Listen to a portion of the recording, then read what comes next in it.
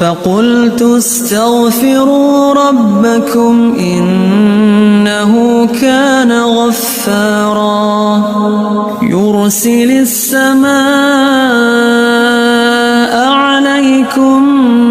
مدرارا ويمددكم بأموال وبنين ويجعل لكم جنات ويجعل لكم أنهارا ما لكم لا ترجون لله وقارا